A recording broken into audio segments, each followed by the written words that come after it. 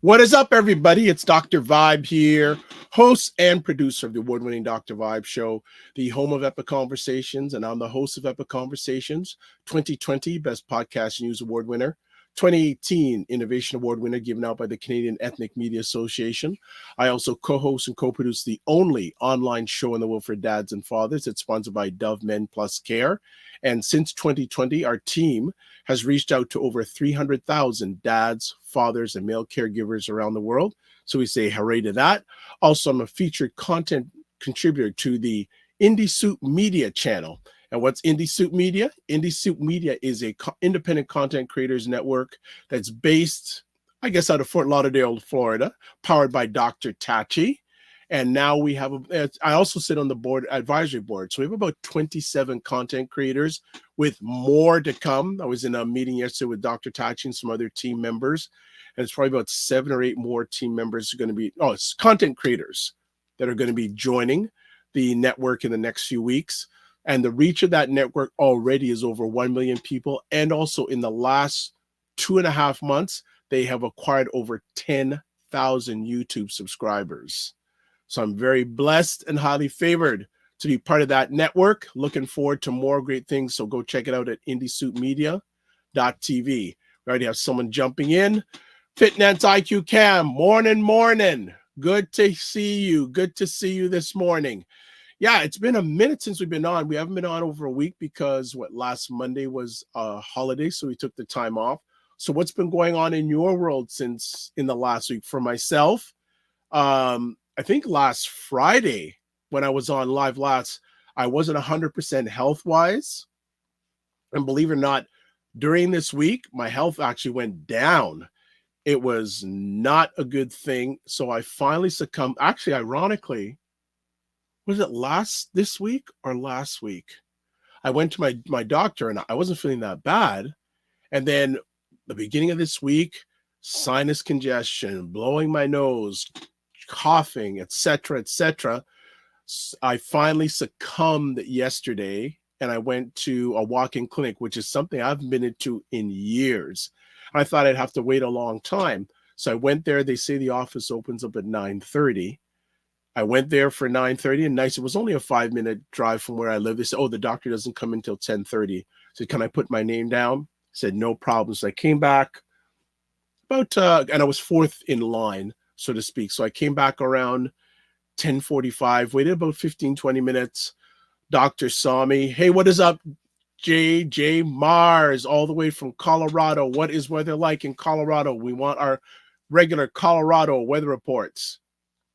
Fitness IQ Cam says my allergies were acting up too. Yeah, so the doctor took a look at me. So he prescribed some antibiotics. So I'm on antibiotics for a week. And I've got to take a nose spray before I go to bed.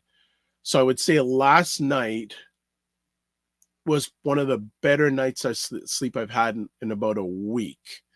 Now I still, and believe it or not, I'm getting up at about 4:30 in the morning and blowing my nose, congestion. But I took my antibiotic about an hour ago, feeling better, not feeling as congested. So that is all good.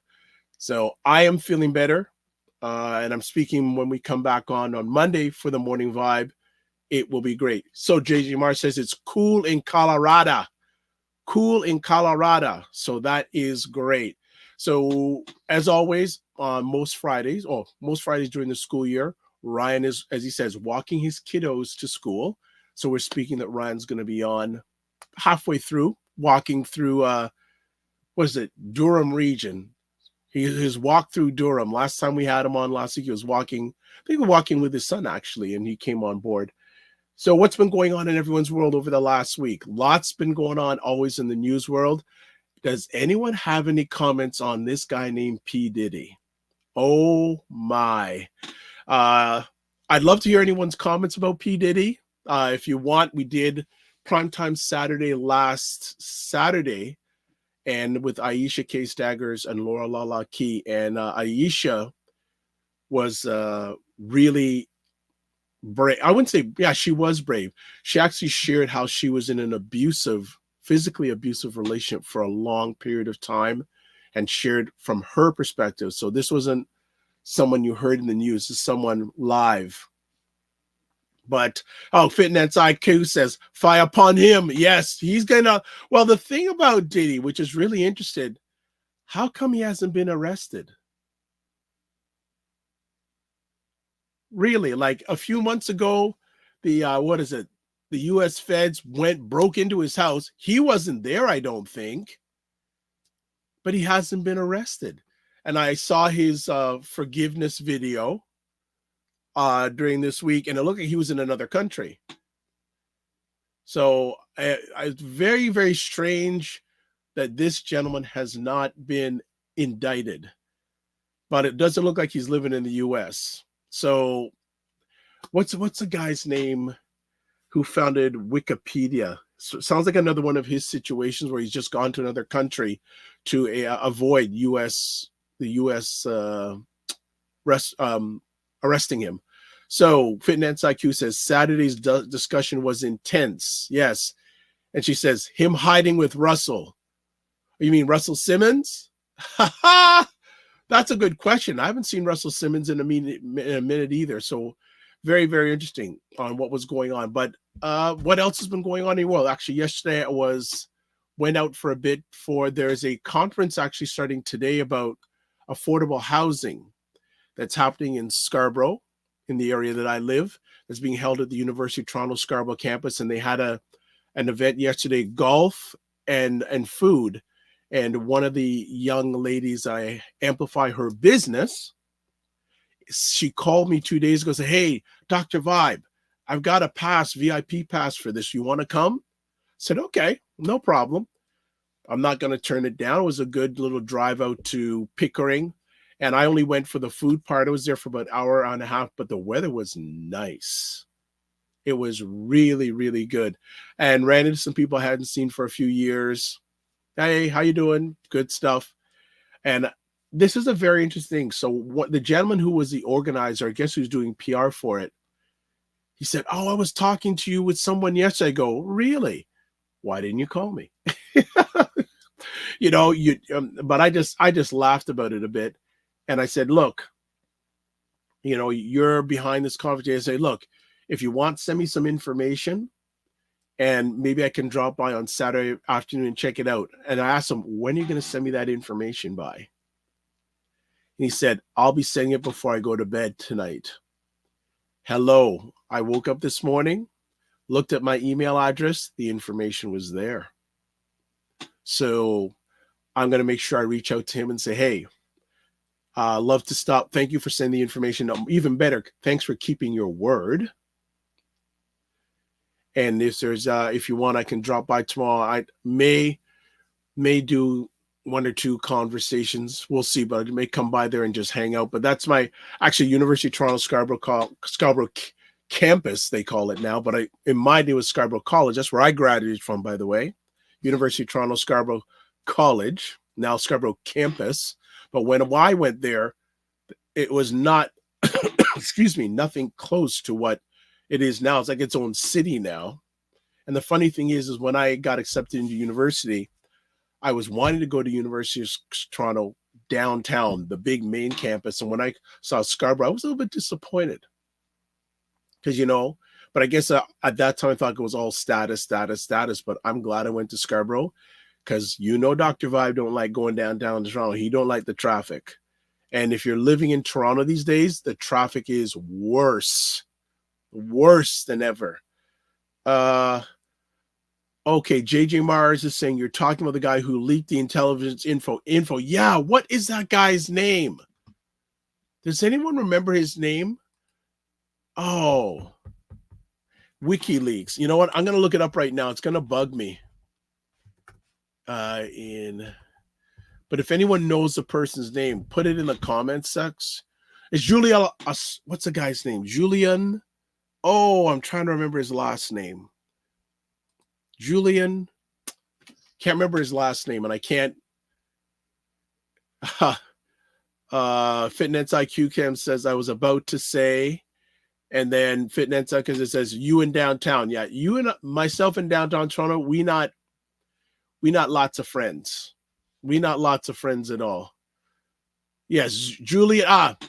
One of our friends is coming on in a few minutes. Said Julian Assange. Thank you so much.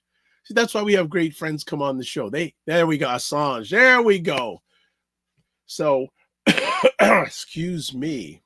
So I love when family helps me out. Yes, Assange. Okay. What we're going to do is we're going to take a break, and we're going to bring 3 friends on the show. One who's actually, I guess, one who's a news hound or is good on Google with answers to come on the show. We're going to talk a little bit about a very important event coming up a week from tomorrow, a walkathon. And we're going to have 3 gentlemen who have passion and are attached to this walkathon. Come on. So we're going to take a little bit of break. We'll be back in 2 minutes, and we'll have our 3 friends for today on our show. So keep it locked. The Morning Vibe, May 24th, and Dr. Vibe's sinuses. You know, and that's what I feel like. You feel like you're the Harriet Tubman of the mind. I am. I feel like I'm I'm one of the Harriet Tubmans of intelligent Black people. Like, I want to liberate y'all from like being left behind and ignored and oblivion. Now, really, the rappers get all the attention. You know, seriously, does anybody else feel this way? Like ignorant Black people, they'll be all up, you know, getting all the headlines on the Shade Room. Overly sexualized Black folks. Like the twerkers and the, you know, just people that, you know, don't always represent the best of us, you know, the diversity, you know, like people like Dr. Vibe. Like, everybody should know about people like Dr. Vibe. Dr. Really Vibe he's trying to do good work for Black people. Dr. Vibe from Toronto. Good to see you, my brother. Dr. Vibe. Everybody follow Dr. Vibe. He has a great show. He's very good at what he does, and I have a lot of respect for him. The men who are also doing the same thing. I see Dr. Vibe in here. He's a great brother. Everybody should follow Dr. Vibe, by the way. He's a smart brother in Canada, and we need to follow smart people. So follow Dr. Vibe. If you see him in the chat, and Dr. Vibe, say your name in the chat so people can see you. I want you to click on his name, and I want you to go follow him, please, because I want these men and women that are doing the right things to get the support they deserve. Hey, Dr. Vibe, how you doing, brother? Again, like I always do, I got to say everybody should go follow Dr. Vibe. He's got a great show. Dr. Vibe, I know Dr. Vibe's got a kingdom because I see your channel. I see you pouring into that every day. Everybody should follow Dr. Vibe, by the way. Look him up, Dr. Vibe, V-I-B-E. He's a great friend of me and my wife, and I love this guy. Okay, so let me hop into this. What's up, Dr. Vibe? How you doing? Everybody, if you see Dr. Vibe in the chat, everybody go follow the Dr. Vibe show. Dr. Vibe is a real smart brother and a good human being. I like the guy a lot, and he's very intelligent. And I think everyone should pay attention to what he's got going on. We got to shine the spotlight on the intelligent Black people out here that are really doing the good work. Don't just pay attention to the rappers and the celebrities. You know, a lot of these people are losers. Your true winners are your people in your community that are really having your back. You know, helping us to have stronger families and a stronger community. So Dr. Vibe is in that category. So you might see the Dr. Vibe show in this chat. If you see him, please go follow him. Okay. All right. So anyway. As always, big shout out to Dr. Boyce and Dr. Alicia Watkins for supporting what we do here, and we support what they do. So a few things before we get back to it. Please subscribe to the Dr. Vibe show on YouTube. Subscribe and hit the notification button. Also follow me on Facebook, LinkedIn, and Instagram, The Dr. Vibe Show. If you want to advertise your business, product, or service or organization, because we have an organization joining us today on any of the platforms I host, please feel free to email me dr.vibe at the dr.vibeshow.com. Join the Morning Vibe Discord group where we continue the conversation in between shows. Again, email me dr.vibe at the dr.vibeshow.com. And coming up on Monday's show, Carolyn Nicole is back. We didn't have her on last Monday, holiday, etc. Number of things. Actually, it was 2 Mondays ago. 2 Mondays ago, it was Buy Black's Restaurant Week, which is still happening. So if you're in Canada, go to their website, buyblacks.com. and check out all the different restaurants. Support. Many of the restaurants have a $10 menu item that is really, really good. So do support that. Also, we have on Monday, as I said, coming up, Carolyn Nicole will be talking about taking care of your health over the vacation season. Yes, the weather is getting warmer in a lot of parts of the world for the summer season, but you still have to be on the up and up with your health. So do not take that for granted. And she'll be on Monday. She'll also be talking about, she had a plant-based expo a few weeks ago that I went to. Amazing, amazing, amazing event. So she'll be back on this Monday. And also, let's say good morning to Opal Inspired. How you doing, Opal Inspired? Make sure you follow her on YouTube and follow her artistic creations on her YouTube channel. All right. So we have, when we started, it was 2 friends on. Now it's become 3. And of course, the person who came in the room last was the person who gave the answer to Julian Assange.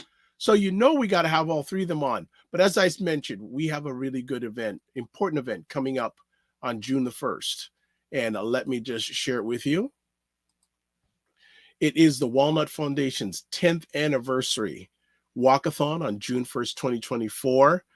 You want to support this any way you can, and you can join their 10-kilometer walk. I'm glad it isn't run, but walk, or sponsor one of the participants in support of the Walnut Foundation. For 17 years, the Walnut Foundation has been providing men's health advocacy, guy-to-guy support, and community education. So we are very blessed and highly favored to have 3 people involved in the event. So we're going to start with Anthony Henry. Then we got also Ivan Dons, who is in Texas right now at a conference. And we've got Sean Blake. I don't know where Sean is, but he is our news hound for the day. So good morning, gentlemen. How are we?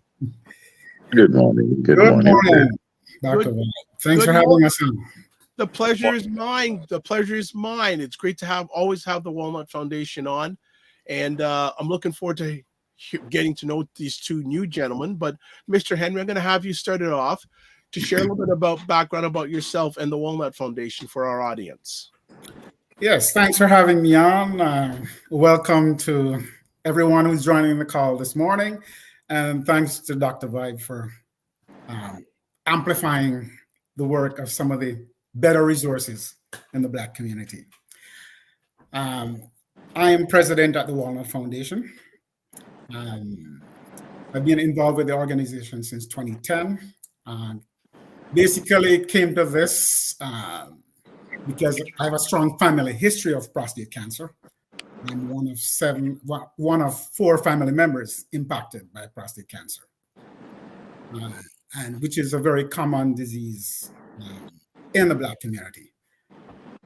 So the Walnut Foundation was founded by Dr. Winston Isaac and Simon Samuel, with the objective of ending the silence around prostate cancer and encouraging, more healthy approaches to the detection and treatment of prostate cancer.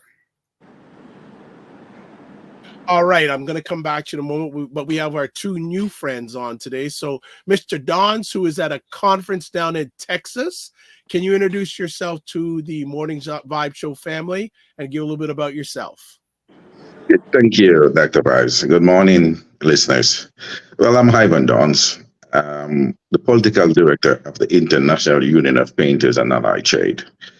And I've been a member of a building trade union. I'm a drywall finisher, so I work in construction. And I choose to get involved with the Walnut Foundation and the recommendation of a good friend, Sophie Finley, because of the work they're doing and after attending several members' funeral, I decided that I need to educate my members on the danger of this disease. So right now I'm in Texas because at the Coalition of Black Trade Unionists Convention, and we have a men's breakfast tomorrow where we'll be talking about prostate cancer at the breakfast. Fantastic. That's great. And I'm going to call AKA the News Hound, Mr. Sean Blake. Good morning, everyone. Dr. Vibe, good morning to you and the other 2 gentlemen, Anthony and Ivan. I am with Ivan at the very same convention. I am a carpenter by trade, a red steel carpenter by trade, and a member of the Carpenters Union.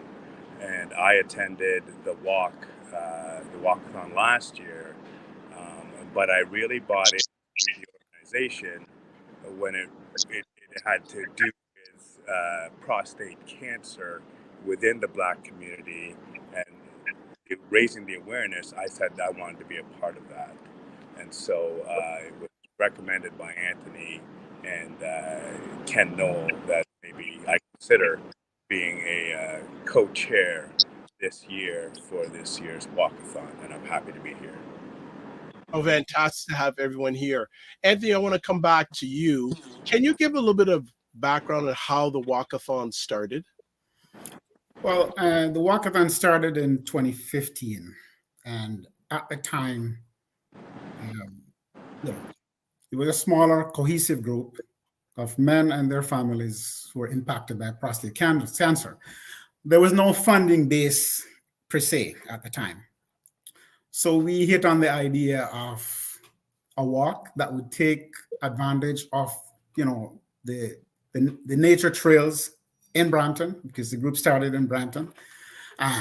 The trails they're free, they're maintained year round, and it's an excellent place to, go walk, encourage fitness, general fitness. And so we started this walk, and many people who weren't even aware of the trails are beginning to go out now and use the trails. So that was the impetus for it. And we saw this walkathon as a way of raising awareness about prostate cancer. As you know, the Black community is, the black men are 76% more likely to be diagnosed with prostate cancer. We are also 2.2 times as likely to die from this disease. So the walk is a way of encouraging fitness, amplifying, and building awareness around prostate cancer, and also getting some funds to do the work of the foundation. Great.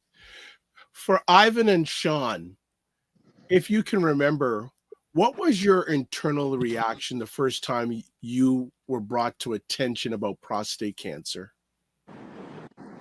Okay, for me, the first time I heard about prostate cancer, I was 16 when my grandfather died from prostate cancer. And at the time, men don't really talk about prostate cancer that much. So I know he had prostate cancer and I know he was dying, but it's not something that the family really sit down and discuss and try to educate us about. That's something we need to do when we get older. And then a few years ago, one of my uncle passed away from prostate cancer. And then 2 years ago, I went to 4 of my members' funeral that died from prostate cancer. And the main thing I heard at those funerals is, if he only get tested, he would still be alive today.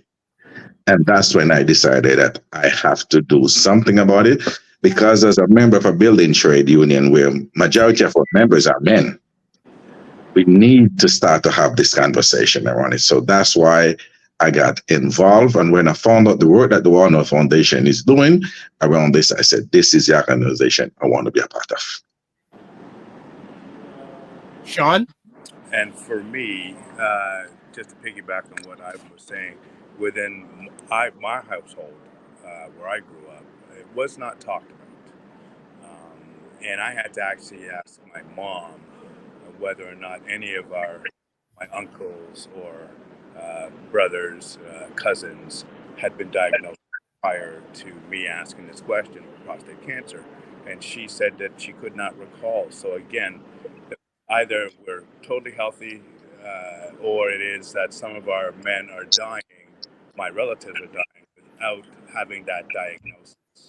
And when Ivan talked to me about the Walnut Foundation, I thought that this was a good first start for me to help in normalizing the conversation within the community by coming out, understanding the process in getting yourself evaluated, knowing your numbers, and again, as I've always said, try to get this conversation normalized so that it's an easy conversation.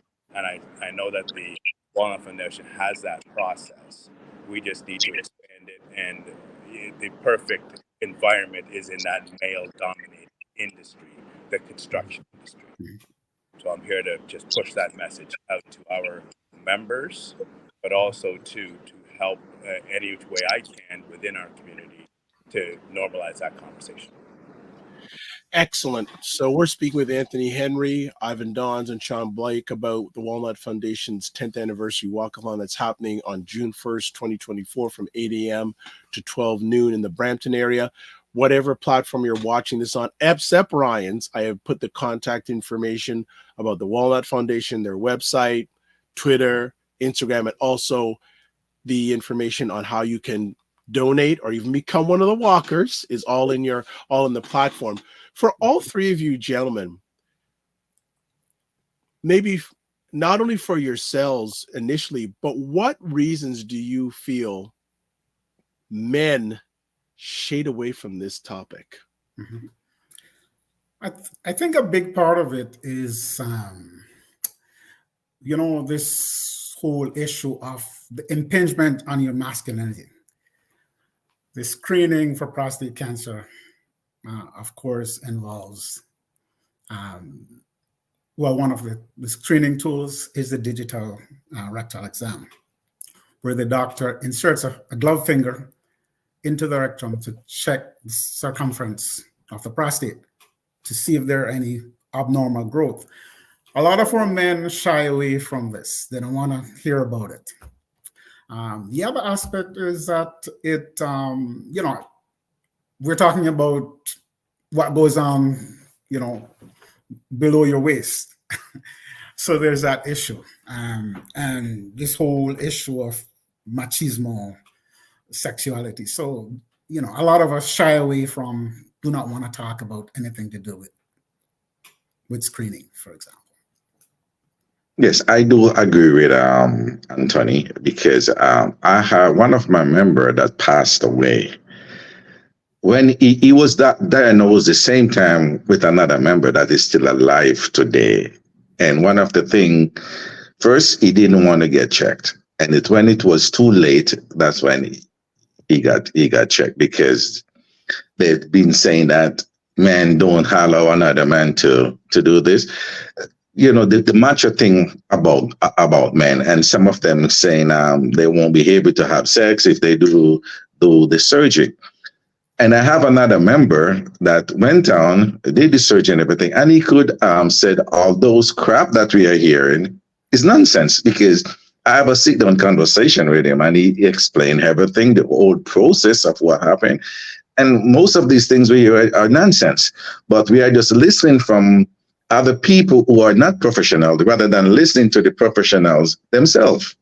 So that's something that we need to end that part about us. For me, erasing that stigma, much like the other two fine guests have been discussing, making sure that men look after themselves is top priority. To be around longer for your family should be top priority, and that should encourage you to go and make sure you find out and know your number, catch it early, prolong life. That's why we're here, to prolong life and raise families and to be productive citizens.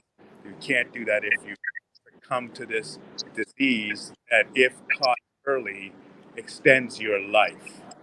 That's why we're here. That's why I bought into this. Dr. Vibe, just to add, the screening process today has moved beyond just a DRE. One of the things that is done nowadays is the PSA blood test. Let's talk about that. Simple blood test. And the recommendation for the general population is that you start getting tested at age 50. However, if you have a family history like mine of prostate cancer, then the recommendation is that you start earlier. Also, if you're from a high-risk population, like most Black men, and in particular the ones from the Caribbean area and West Africa, the recommendation is that we start getting that blood test as early as age 40. All right. So screening is less intrusive. Yep. And what's important there is to find out what that biomarker, that PSA reading number is, baseline for each person, right? And then you monitor every year going forward. So the screening process is very important. That's how I caught my cancer. That's how my brother and my uncle caught theirs. Unfortunately for my dad, he was never screened. Aye. Never screened, even though he had a family physician. All right. And so he died at age 68 due to, prostate cancer on there. So screening is key. And, it's one of the things that we do at the Walnut Foundation. The fundraiser we are doing, some of those monies, of course, will be directed to screening. What we've done is to partner with the UHN Princess Margaret Cancer Center and Taibu Community Health Center to do these early screenings in the Black community. And, I'm happy to say that the community is beginning to respond. We've had 3 clinics so far. We are crisscrossing the GTA area with these mobile clinics. The clinics are dubbed PSA Detect and Protect. Our good friends at Princess Margaret provide the screening and follow-up for the men. And, just a wonderful program. And we're just happy that the community is beginning to engage on this. So your support for the walkathon ensures that this kind of screening goes on so we can catch prostate cancer early. No, excellent. And I will shout it out that I actually went to one of these mobile clinics and it was seamless. No problem. Take the blood, etc. Done. And I think it was within a month or two, a representative from Princess Margaret Hospital called me and said, "You're doing okay?" I said, "Great." They called me, and also my doctor got the results also. So my they asked for it. So my doctor had the results. So the time I saw my doctor after I had the mobile clinic testing done, he said, "You're looking good," etc. And he gave me a thumbs up for doing it. So I appreciate that.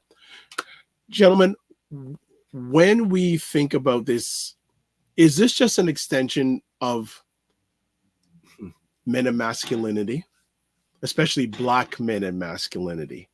How does that come into play when we're trying to get more awareness about this, especially to Black men? One of the things I would say is we have to normalize these conversations. So I remember I had a cousin visiting from overseas a couple of years ago, and we got into this conversation about screening. And he turned to me and he said, about the screening process and the digital exam, he goes, "You do that?" No. Okay. So we had a conversation on there. And so I think it's important to have these kind of forums where we go into churches and, businesses and community organizations and come on shows like this where we talk about this issue. There's no reason for us to be dying at this clip for a disease that's treatable.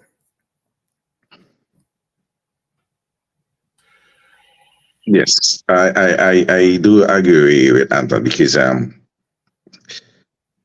in my older brother in Jamaica right now, I have a swollen prostate, which is not prostate cancer.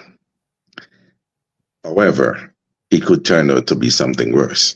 And it was he's refused to have a conversation about it. And for me, I'm not a prostate cancer survivor, but because of my family members, like I said, my grandfather, my uncle, I started to have this conversation with my brothers. I'm the youngest of them, but I started to have the conversation with them. And every time I've seen them, I started to talk with them about it. And also, I know you have female listeners. I want to encourage all the women that listening to push the men in your life to go and do that test. Whether it's your spouse, whether it's your brother, your uncle, you want them around. You want them to live a long life, spend time with their family. I believe as a member of a building trade union, health and safety is important, and this is part of health and safety. I want my members to be healthy, that they can retire and enjoy their pension. The pension is something that they work and pay into. You want to enjoy it at the last. You want to spend time with your grandkids. So I want to encourage all the ladies, push the men in your life, go and do that test. Nag them. Don't stop bug them until they go. My sister did that to my brother, and that's how he found out he had a swollen prostate, because my sister keep asking, "Did you go and do this?" No, you're going to, oh no, we don't, I don't, I'm not going to do that. Until he would go and visit my sister, and my sister wouldn't talk to him. She just walk away.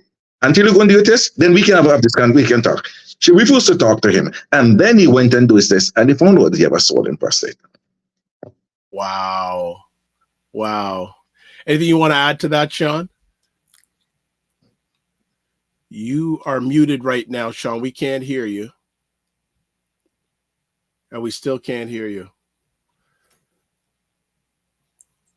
Okay, can't hear you. Okay, no problem. No problem. Maybe log out and log back in. Maybe that'll help. What I'm going to ask then is this conversation piece then,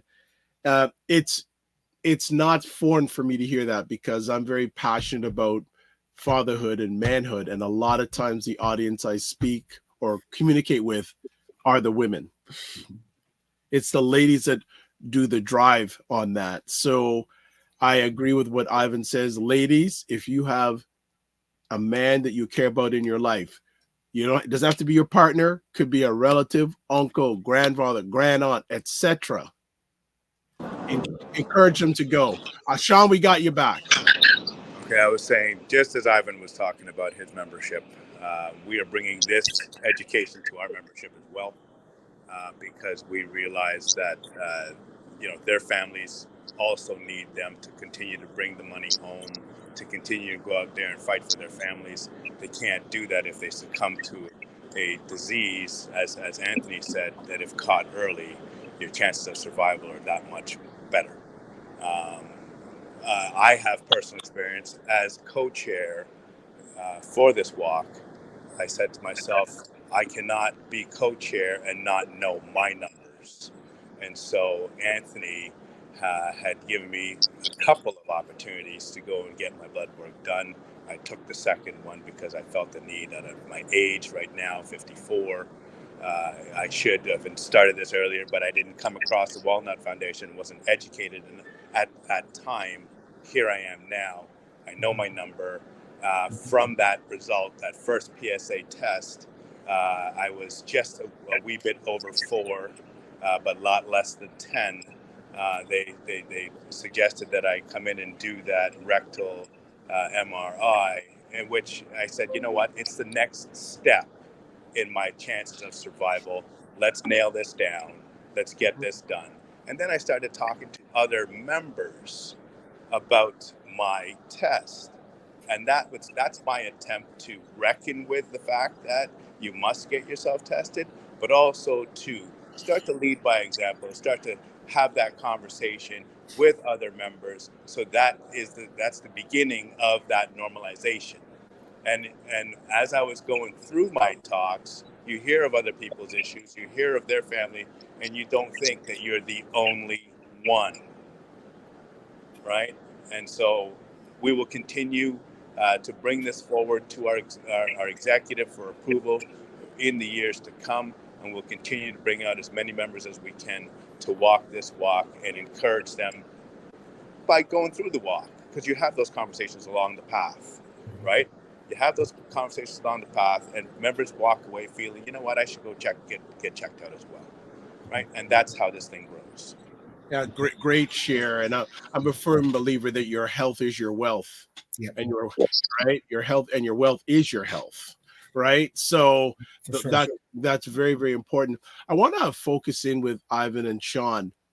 When you first initially brought this to the membership, what was their initial reaction? first, some members did not want to have this conversation in the beginning. And that's why, because I know of a member who is a survivor, I get him to talk about it first openly, his experience openly. So that now start to generate more interest in people want to hear more about it. And then people started to call. And then I also have members who also diagnosed with prostate cancer after that I could refer to the Walnut Foundation for more information. And they are so happy they did, because they're still alive today. They did the surgery, they are alive. But at first, with some members, it wasn't that welcoming, I must say. And it's not only Black, Portuguese also. And one guy said to me, "Oh, my uncle is a Portuguese guy." And he said to me, "My uncle had prostate cancer. You know what? I didn't know he died. He had it until he died, because he would not say anything about it. He was just telling us that, oh, he's sick from this and he's sick. He have diabetes and all these things that he said didn't make sense. It's after he died, I know he had prostate cancer, and said, why didn't he not just tell us what he was dying from?" So at first, it wasn't that good, but now I can say more and more people are getting more interested in it because they're hearing more stories of survival. And the more stories we can talk about survival, it's better. That encourage more people to know that, you know what, this don't have to be a death sentence. You can live. A prostate cancer diagnosis is not a death sentence. It can be successfully treated if caught early. And that's the message we have to keep telling. And for my members of the Carpenters Union, again, our leadership had buy-in because they had family members or themselves were stricken with prostate cancer. And for the most part, when explained properly to the membership, so you're going to have your naysayers, all those folks that aren't quite at that point yet, where they're willing to reflect and take a look within and say, I should know what's going on the interior of my body just as I see what's going on the exterior. But by and by, members came out and supported the walk, and that's going to grow again. And so as long as we stay the course, we will continue to push this further and deepen the roots around the conversation, normalizing that conversation for prostate cancer, right? So it's going to grow. You know, I just want to add here a special thank you to the union movement for joining the conversation, but not just the conversation, but actually stepping up in an active way by being a top sponsor for the walkathon. The union movement, in particular, these two unions, IUPAT and the Carpenters, have been very supportive of the walk in terms of donations, but also getting their members out to be a part of the conversation. And this is what we need to do as a community. The churches, the businesses, the civic leaders, everyone needs to join in and try to help this issue. It's not good enough for the medical system to say, oh, you guys are at high risk for prostate cancer, and then walk away and do nothing about it. All right. So what is happening here, the movement that's growing here, the screenings that's going on, the men who are willing to come to support groups monthly and share their stories should be able to make a dent in these numbers. And that's what this walk and this whole effort is all about. Is the greatest enemy right now silence and ignorance? Yes, it is. Yeah, that's a huge part of it. Huge part of it. There are people who will even come among us and not admit what's going on with them, which is fine. What's important is that they come and that they hear credible information, quality information from men who've gone through the process. But we also bring experts to the table at our events. Urologists, researchers who are involved in treatment and, who can help to dispel some of the myths and provide good information so people can make, better decisions about their health and be more proactive. Yeah, I think silence and ignorance is definitely have a role to play in that, because if I wasn't involved in the Walnut Foundation, get involved with Walnut, I'll probably have that same stupid mentality like others do, because that's what I grew up hearing. So you start to hear things for a while, you start to believe it and believe that, no, this is not something you should do. And as I said, my son is 21, and I started talking about prostate cancer already, because he need to know. I get him to the walk. In fact, I get him to even donate to the walkathon, because you need to know about it. Your grandfather died, your great grandfather died from it. You have a granduncle that died from it. You need to know about this. You need to take. And I always said, if I get, I'm not saying I can't get prostate cancer, but if I die from it, it's my fault, because I know enough now to that can save my life. And for me, I would say within the community, shame and denial. Denial that there can't be anything wrong with the mechanics, that, there's no service work that needs to be done at all. My equipment works. I'm happy.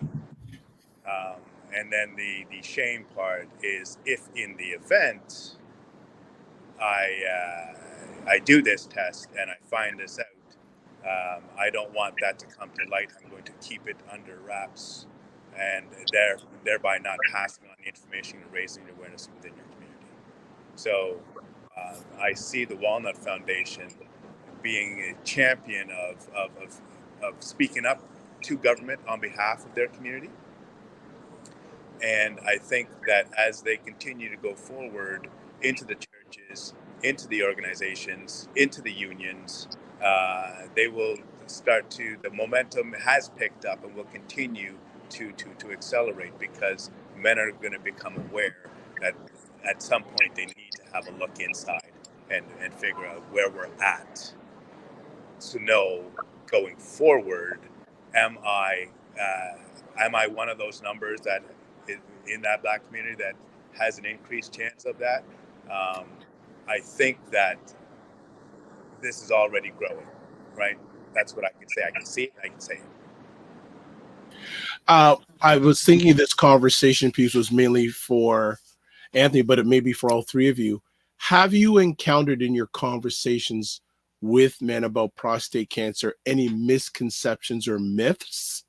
And if you have, how have you addressed them? Mm-hmm. So in terms of myths, there's all kinds out there. Some claim it's, men not having enough sex. Some claim it's men having too much sex. Some thinking if you do the operation, that your life will be over, right? These are all myths. There's no research that says it's too much sex or too little sex, for example, right? So being around the experts and the researchers, bringing them in and hearing from them directly has helped to reduce, some of these myths. Now, in fact, when you're treated for prostate cancer, one of the downsides is incontinence. Another downside is erectile dysfunction in varying stages, depending on the person. But your life doesn't end there, because some of these things can get corrected over time, and it's important to know this. It's important to speak to men who've gone through the process and learn from them what they've done and how they've been able to regain their life. We have men in the Walnut Foundation who've been impacted, who are still with us 10, 15, 20 years plus. still living a good life, still involved in intimate relationships. So your life doesn't end with a diagnosis. But we need to address some of these issues, take them head on and explain it through so people understand that, your life doesn't end after a diagnosis. Yeah, I think Anthony addressed it, so I just gonna skip on it because yeah, just what I heard, some of the things that I heard, and I could, by talking to members of people who had done the surgery, I could say no, that's not true. This person have done the surgery, and this is so. I'll leave it right there.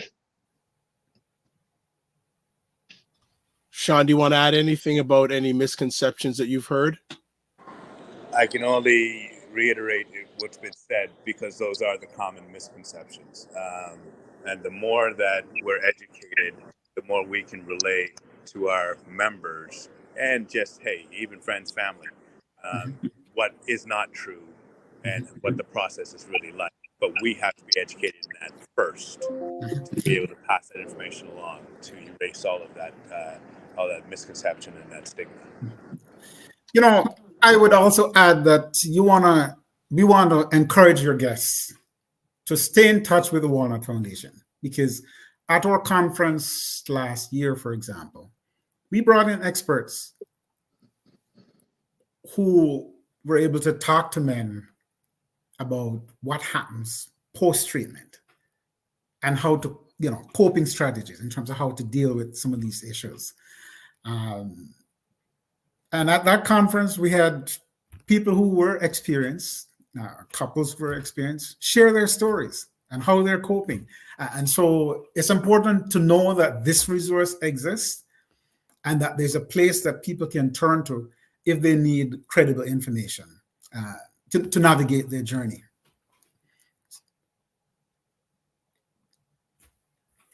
Good. Go ahead, Ivan. Do you want to say something? No. Okay. So just some comments here. First of all, Wayne Harris says, good morning.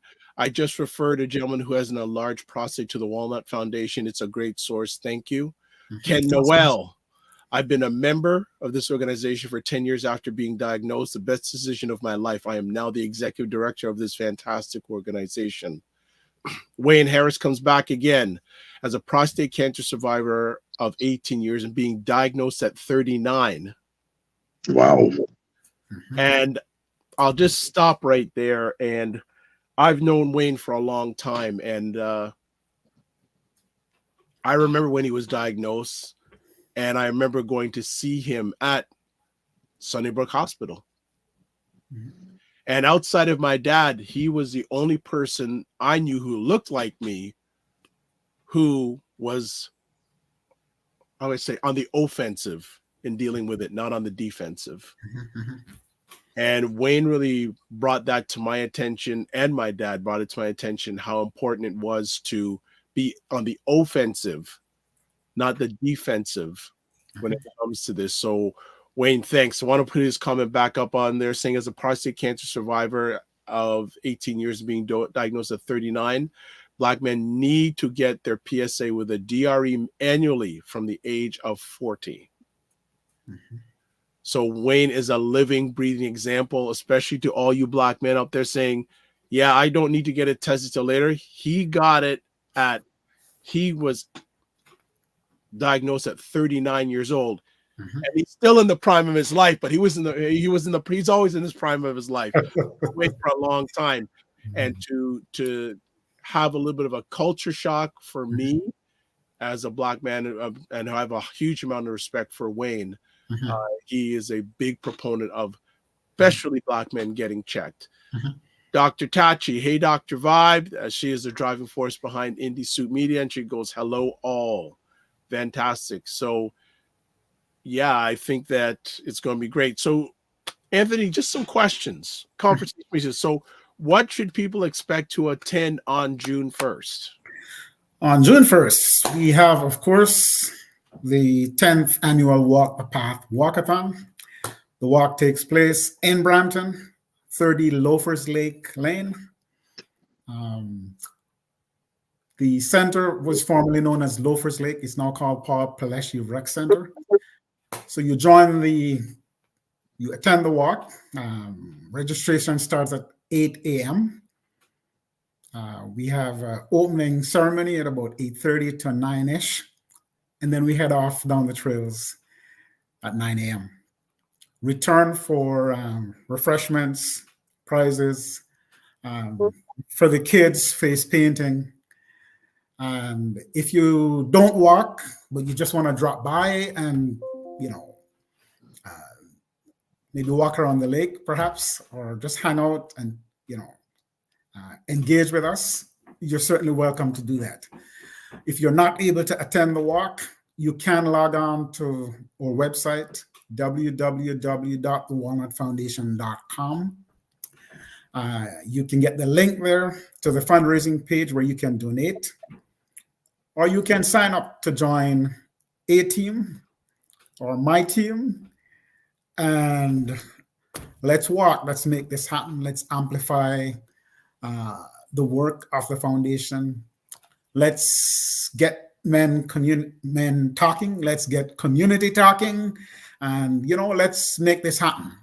We don't have to go cap in hand to the system to start to change the outcomes for our community.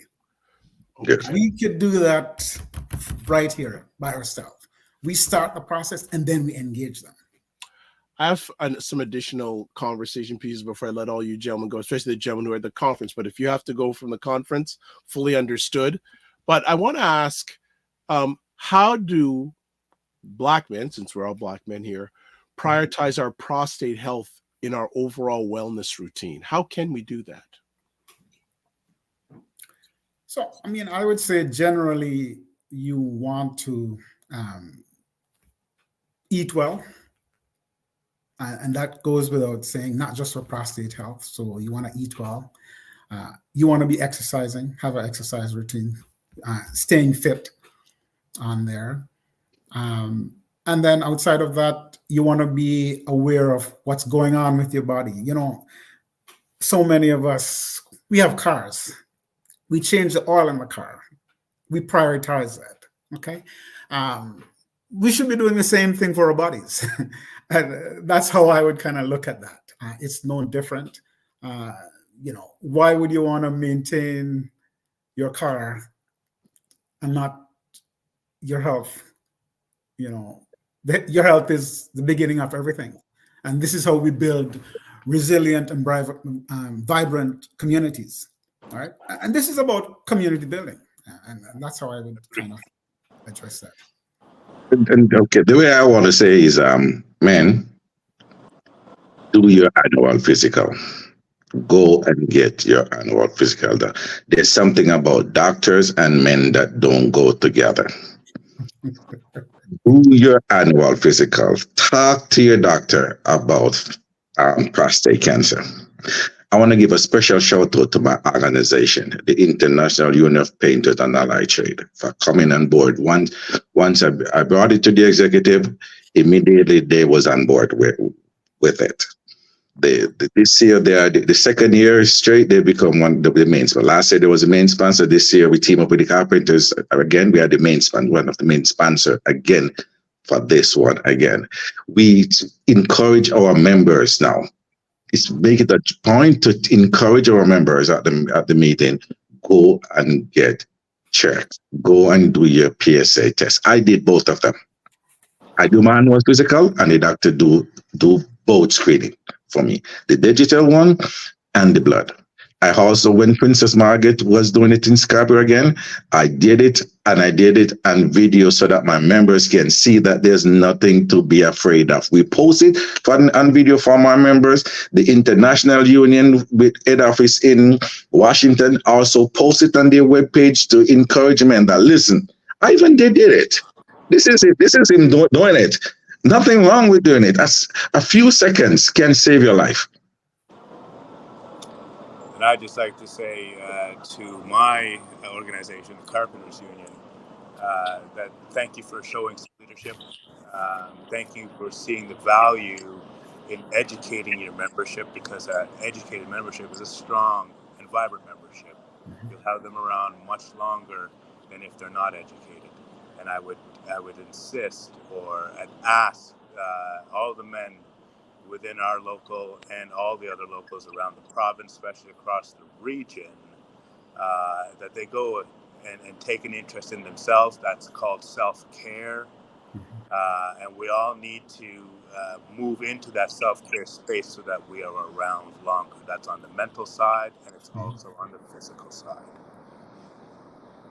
No, well put, gentlemen. Well put. I think that, and so Ivan, I'm a little bit ahead of you because I go see my doctor every 3 months. That's great. That's great. I do not leave my doctor's office without making that next appointment.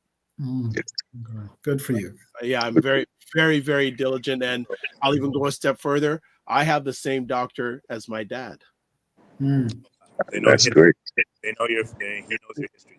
He knows, yeah, and my dad is a prostate cancer survivor. So anytime my doctor, and I also want to make men aware, first of all, yes, go to the doctor, but if you don't understand something, ask questions. So important. And even if it says that's a good reading, oh, what's a not good reading? Or how do I keep up this reading? Ask questions. You will move ahead in your health journey, because every man out there, whether you're Black or non-melanated watching this, your health is your wealth, and the fastest way you're going to move ahead in your life is asking questions, especially when it comes to your health. You know, since you bring that up, one other thing we should add quickly is that the PSA blood test in Ontario is not covered by OHIP. You know, but if you're from a high-risk group, you're supposed to get an exemption. So all that's required is for your doctor to check off on the requisition form so you don't have to pay that $45 for the test. Right? So if you know that and your doctor, he or she, forgets to check it off, you might want to remind them that, hey, I'm from this high-risk group and I should get my test done for free. But I do think, if I may add a little bit, I do think the government have a role to play in this also.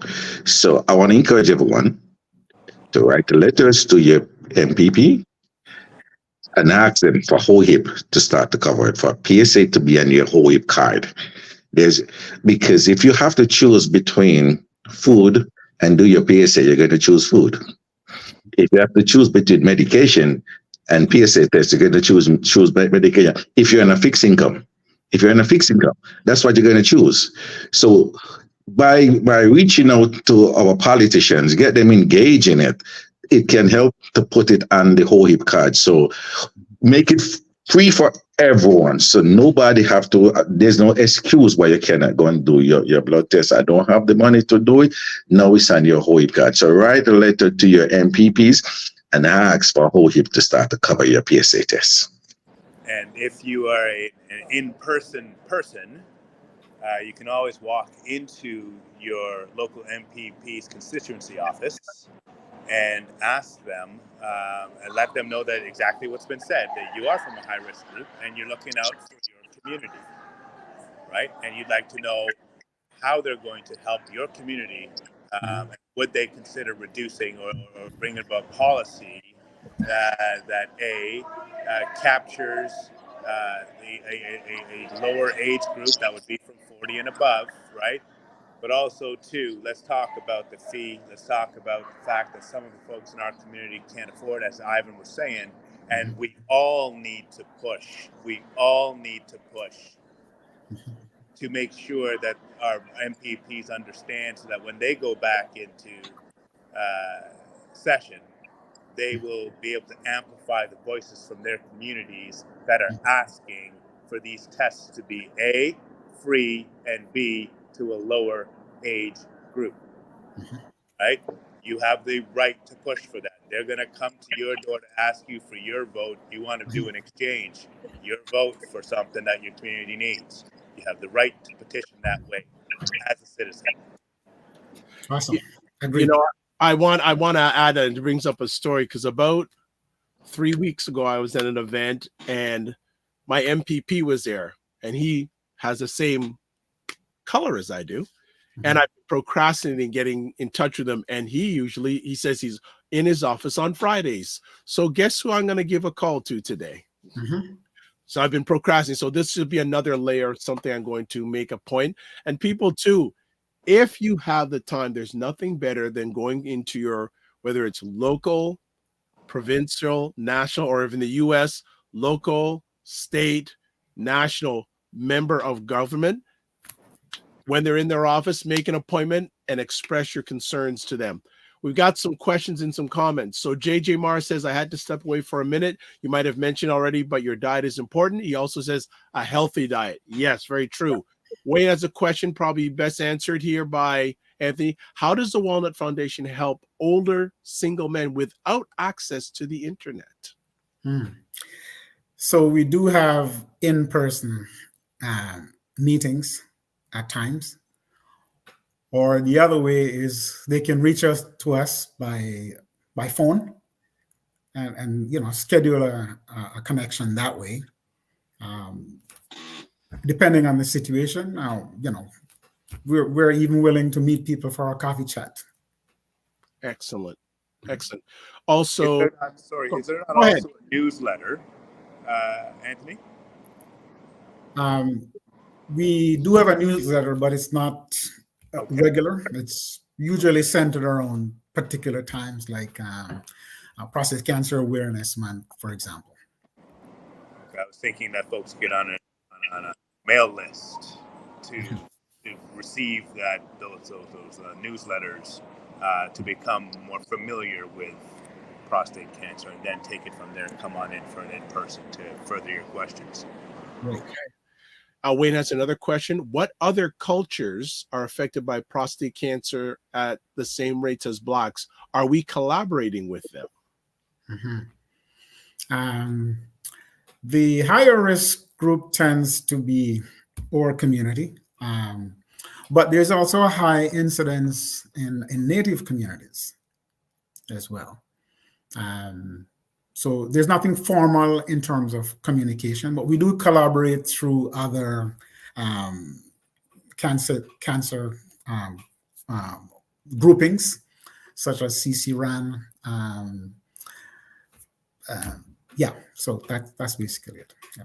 The other side of that also too is most changes that have happened in government over our history has come from Black people protesting and asking for change, and this is no different here. Same thing in policing, for example. And the other side of that also too is it's the common knowledge out there that when you solve the problems of Black people, you solve the problems of everybody else as well too. Yeah. Right? Okay. All right, but before we let everyone go, I have one last conversation piece. Where would you like to see the Walnut Foundation in 5 years' time? I'll let Anthony go last, and Ivan and Sean, you take that, and then we'll have Anthony close it out. All right. I would like to see the Walnut Foundation become the biggest walkathon ever. Become the main, just like you have others organization have you heard about the Art and Show community and how big it is. I think it's about time for our community to step up and make sure that we have the biggest walk ever. But on the other hand, I may say this. I know it's a thing that's a long way. I would like everybody to get the message around prostate cancer. So hopefully we don't need him anymore because everybody get the message. But since it won't happen, I would like to see the Walnut Foundation become one of the main pillars in our community for prostate cancer, the organization that every one of us can turn to for advice. When I see a place like Princess Margaret collaborating with them, I get to meet the chair of urologists, Dr. Ned Fleshner, because of the Walnut Foundation. So you go to show that they're on the right path, they're heading up. We just have to keep pushing that so that we can break that glass ceiling and become the top organization for prostate cancer in Canada.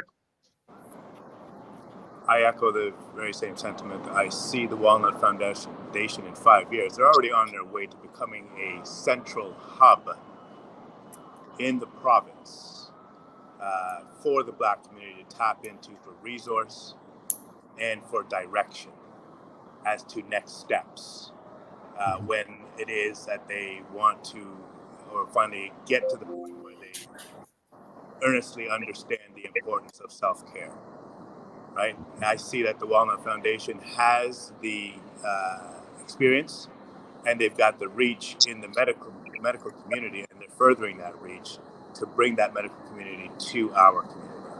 So that's where I see the Walnut Foundation in 5 years. Well, it's on your lap last, Mr. Henry. It's on my lap last. Okay. What I will say is where we're at today, we're, primarily a volunteer-run, driven organization. And, it's gratifying to have folks stepping up and be willing to share and, provide resources to the organization. And we've been leaning on folks a lot on a volunteer basis. So where I'd like to see us go is to have a support system behind the volunteers. So paid staff, so we can scale our activities. We have an excellent platform, and I think it's scalable.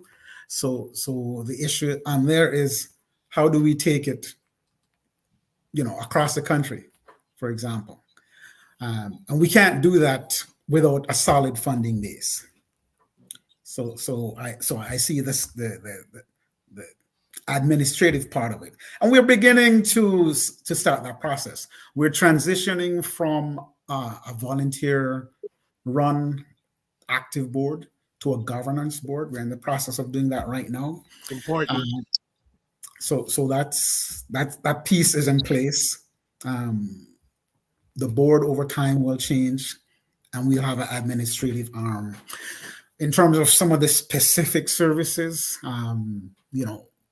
that can be screened would be, that screening effort, because I think screening has to be a part of our future. Earlier screening, where it's systematized, where it's funded, right? Because we need to catch these cancers, especially the aggressive ones, early enough, all right? And if we do that, healthcare in Canada, in fact, will be better. But you can't have a system where you say you have world-class healthcare, but then there's a whole segment that's getting left behind. So the screening piece is important. Research is the other piece that I see us building out. We're doing some collaborations now, so we need to systematize that. And we need to have our own people involved in the research process. These are some of the things that I see us doing in terms of developing the next generation of, Black people who are involved in the treatment and research and care for this disease.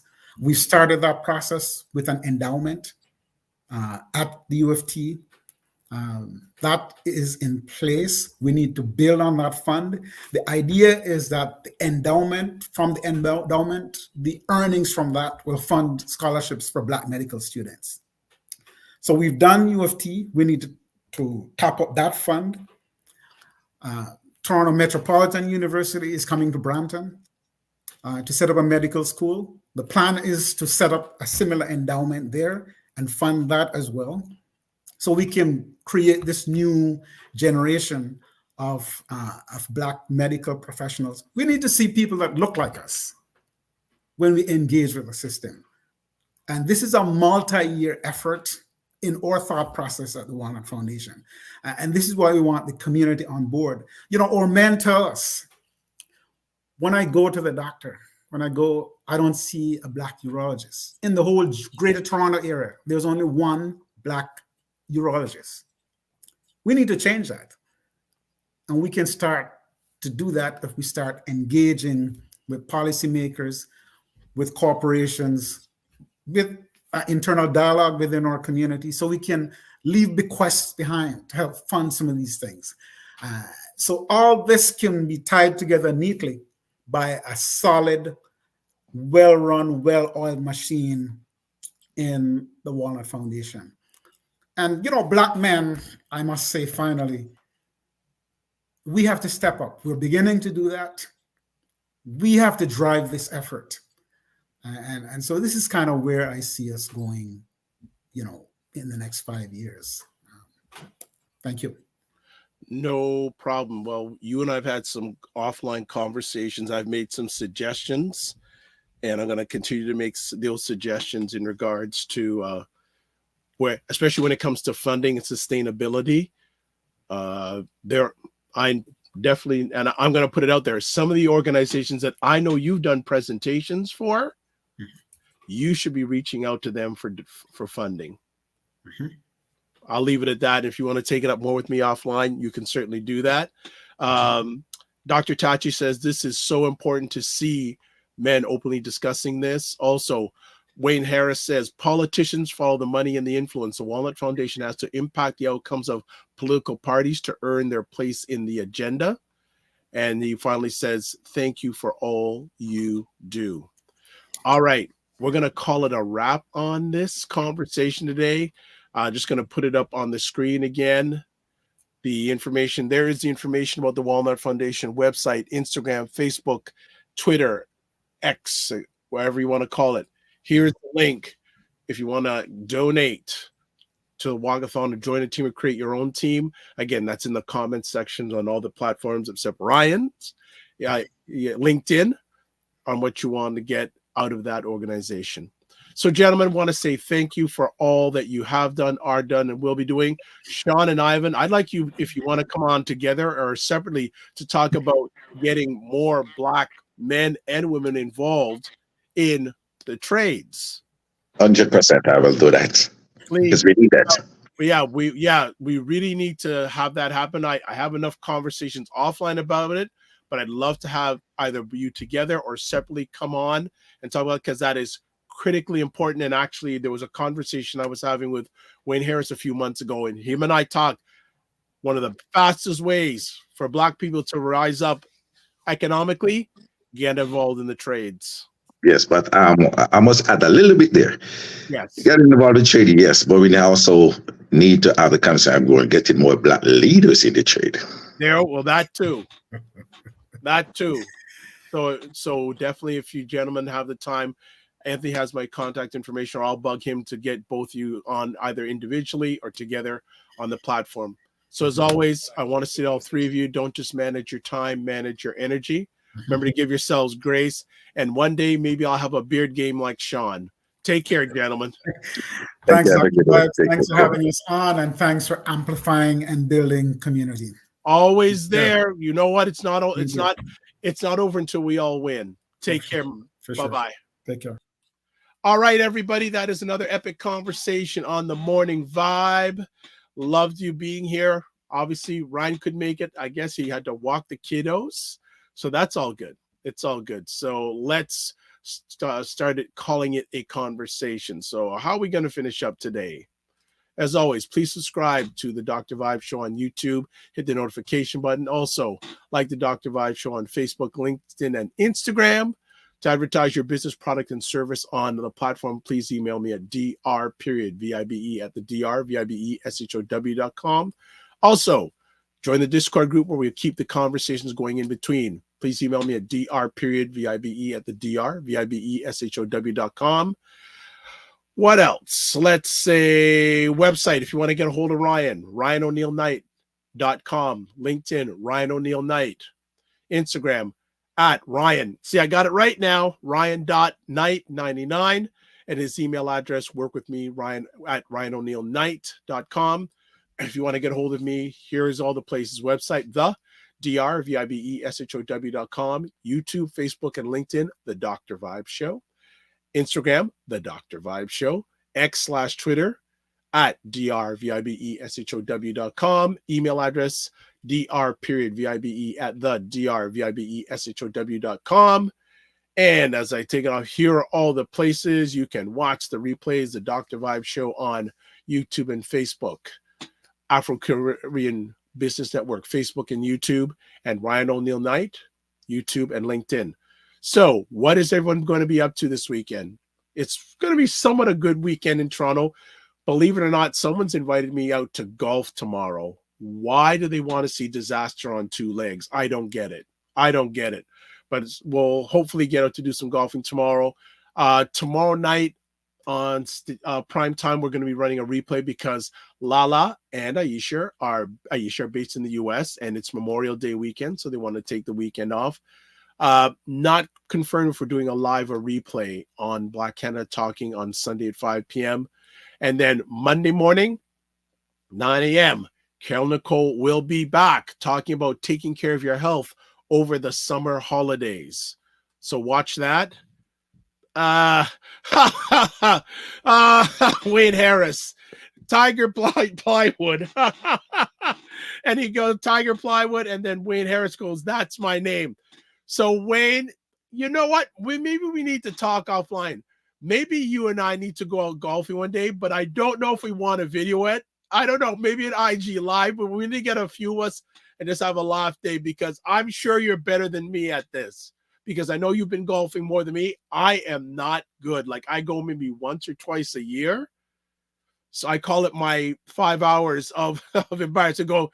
So he goes, you can be Tiger Balls. So Wayne, you are on point, my brother. Thank you for all you do. Blessings to you and your family as always. So let's call it a day. Live your life as a dream. If you can dream it, you can make it. Sometimes you have to get smaller, get stronger. Block assumptions. Then aim bigger, aim better, aim higher, aim wider. Love, faith, and respect. Don't just manage your time, manage your energy, and remember to give yourself grace. Oh, I think he's got one more comment. He goes, LOL. Wayne goes, LOL. All right. That's it. That's all. If you do pray for Dr. Vibe's sinuses to get better. The medication is good, but I don't want to be on medication. Also, Carolyn gave me a herbal remedy for penicillin. So I'm going to try that on the weekend and tell you if it works. And she'll talk about it on Monday. So God bless. Peace be well. Keep the faith walk good. And we'll see you.